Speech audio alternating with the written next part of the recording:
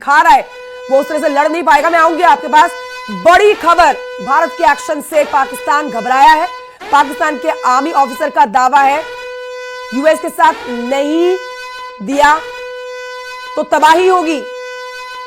चीन, भारत के पास 16 लाख की फौज है, ये आर्मी ऑफिसर कह रहे हैं वहां के। भारत के सामने पाकिस्तान कुछ भी नहीं है।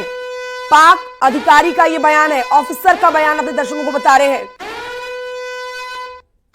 जिसमें कहा गया है कि यूएस के साथ नहीं दिया तो पाकिस्तान बर्बाद है, चीन का साथ नहीं मिला तो तबाही है।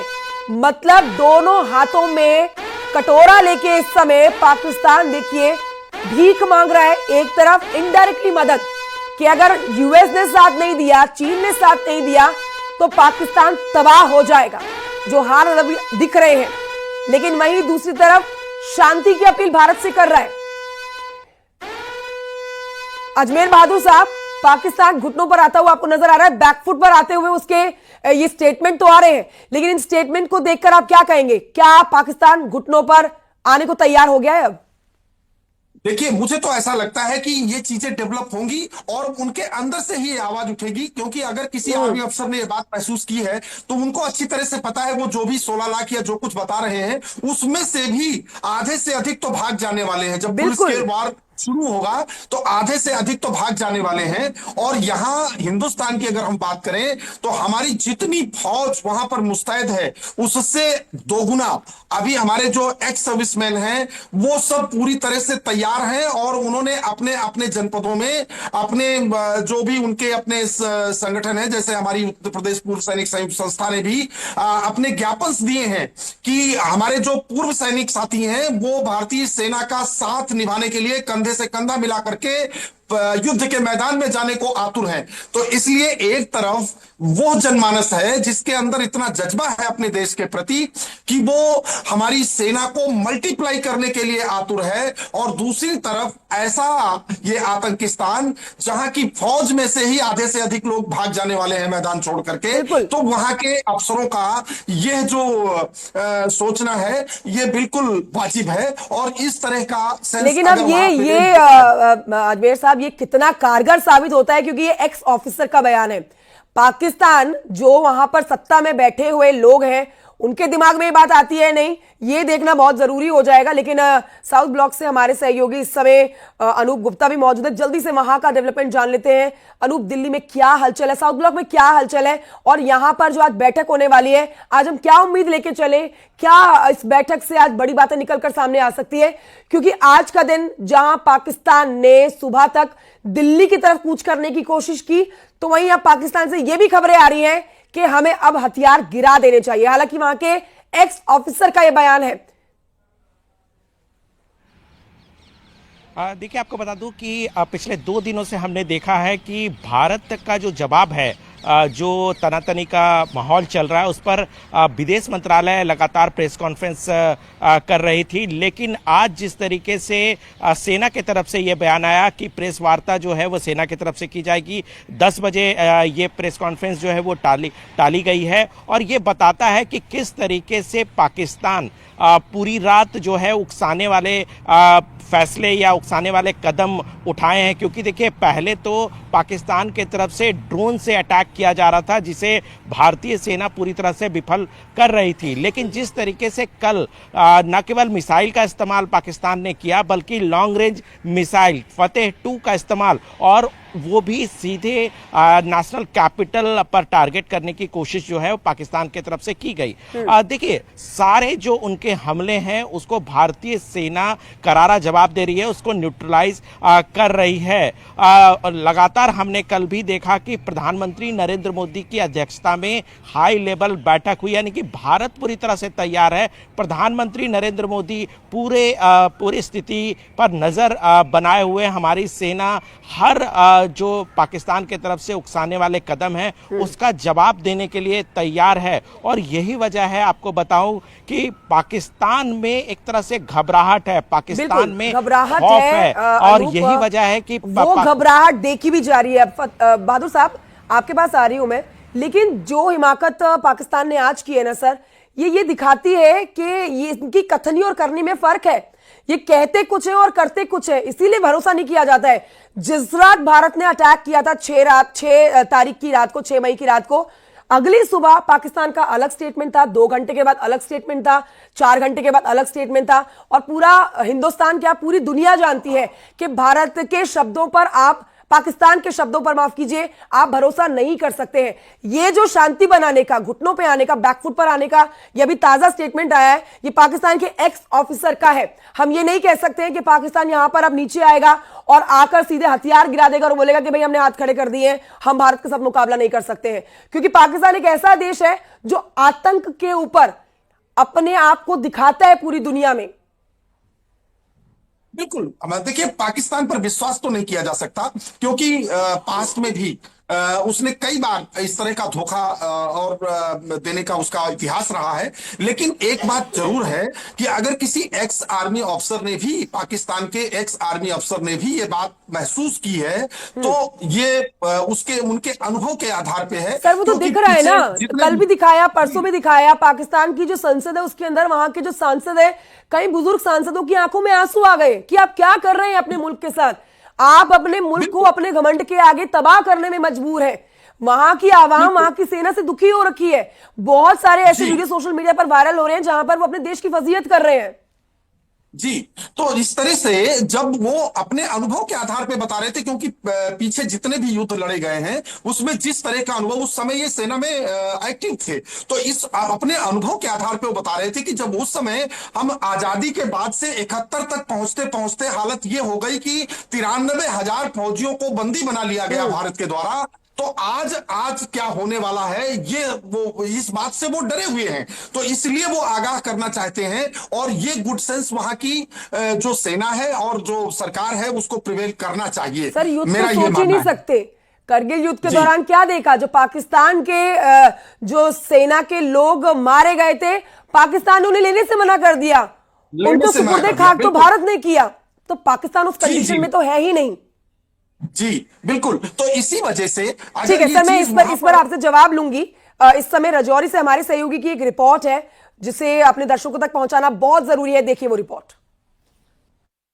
तो देखिए किस तरीके से रात भर पाकिस्तान की ओर से हमला किया गया और खास तौर पर रिहायशी इलाकों को इस बार निशाना बनाया गया। राजौरी में इस वक्त मेरी मौजूदगी, आप देखिए किस तरीके से ये पूरा का पूरा घर तबाह हो गया है। जहां तहां आपको सिर्फ और सिर्फ तबाही दिखाई देगी। ये घर पूरी तरीके से टूट चुका है। लोगों ने बताया कि रात भर यहाँ शेलिंग हुई है, रात भर यहाँ पाकिस्तान की ओर से हमला किया गया, रात भर लोगों ने आवाजें सुनी और उन सब में इस बार राजौरी को निशाना बनाया गया। अब से पहले हमने देखा, कल और आज में ये सबसे बड़ा फर्क है कि अब तक पुंछ में अब इस तरीके की तस्वीरें देख रहे थे, लेकिन अब राजौरी में भी इस तरीके की तस्वीरें सामने आ रही हैं और रिहायशी इलाकों को बड़ा नुकसान पहुंचा है। देखिए आप, पूरा का पूरा घर टूट चुका है। लोग बता रहे हैं कि किस तरीके से टारगेट किया जा रहा है, किस तरीके से यहाँ पर पाकिस्तान की ओर से हमले किए जा रहे हैं। सुबह 5 बजे, देखिए रात भर तो हुआ ही, लेकिन आज ये सबसे बड़ा बदलाव दिखा कि आज 5 बजे के बाद और तेज शेलिंग कर दी गई और तेज यहाँ पाकिस्तान की ओर से हमला किया गया है।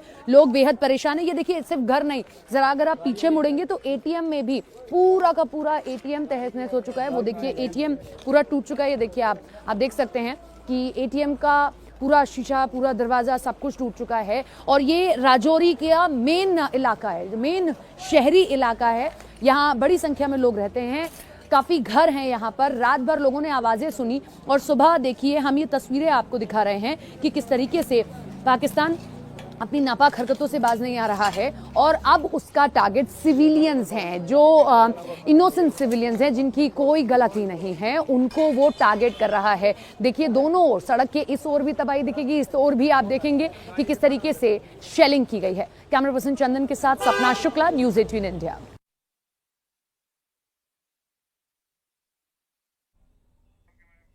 तो हमारे सहयोगी की आपने रिपोर्ट देखी, किस तरह से तनाव बना हुआ है और पाकिस्तान जो है वो नापाक फायरिंग लगातार कर रहा है, जिससे भारत के जम्मू कश्मीर के आप कहिए कि जो स्थानीय लोग हैं उनको अटैक किया जा रहा है। लेकिन इस समय आपको एक्सक्लूसिवली तस्वीरें दिखा रहे हैं। पाकिस्तान को धूल चटाने के लिए भारत ने अभी सिर्फ मुट्ठी भर अपने ड्रोन्स और हथियारों का इस्तेमाल किया है।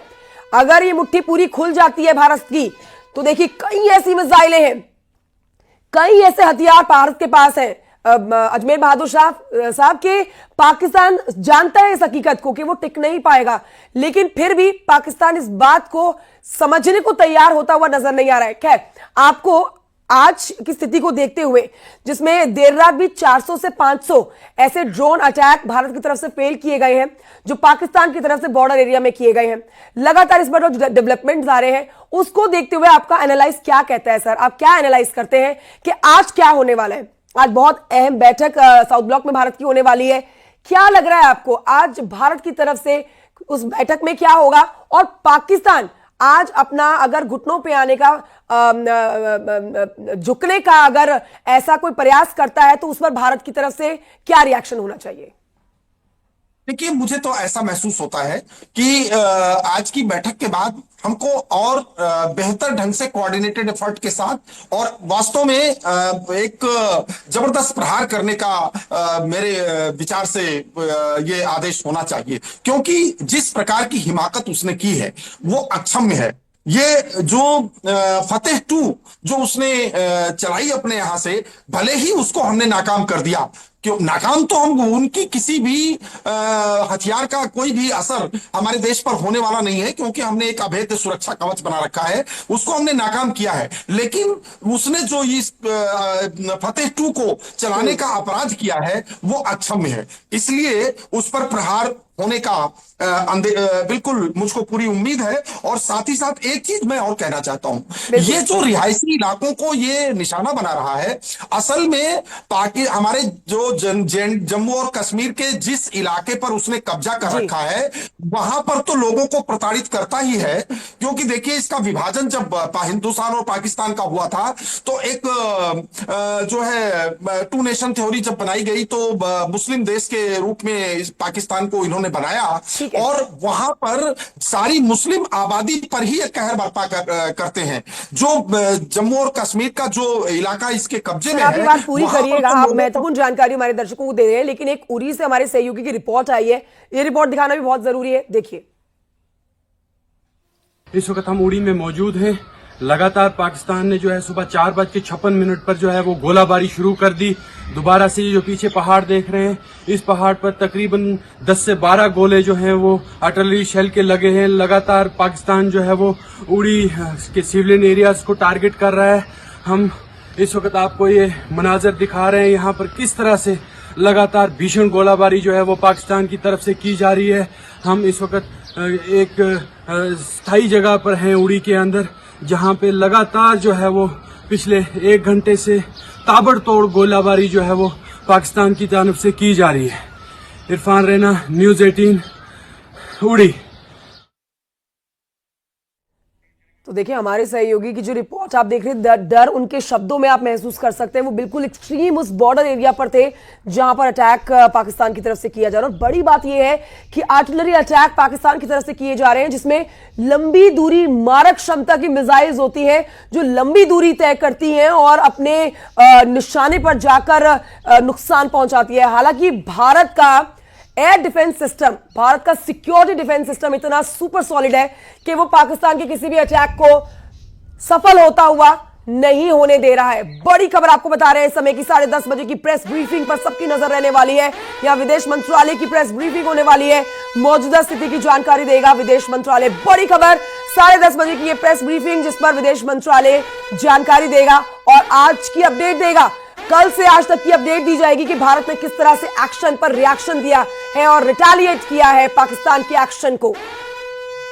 अजमेर बहादुर साहब हमारे साथ मौजूद हैं, उनके पास चलते हैं। अजमेर साहब, ये वाकई में आप अपनी बात तो पूरी करिएगा जो आप कह रहे थे, लेकिन ये सोचने वाली बात होगी और भारत बखूबी इस बात को जानता है कि आर्टिलरी अटैक पाकिस्तान के करना, लंबी दूरी मारक के जो मिसाइल्स वो यूज कर रहा है, इसका मतलब यह है कि पाकिस्तान अब एक ऐसे मोड़ पर आ गया है जहां पर उसको अपना एक्शन दिखाना होगा, ये बताना होगा कि हम हैं, हमारा भी अस्तित्व है, सिर्फ आतंकी नहीं, हमारे पास मिसाइलें भी हैं। हालांकि भारत के सामने वो बहुत कमजोर है, उतना सक्षम, उतना मजबूत नहीं है और इसीलिए दिल्ली तक पहुंचने की जो उसकी मिसाइल ने हिम्मत की उसको सिरसा में ढेर किया गया।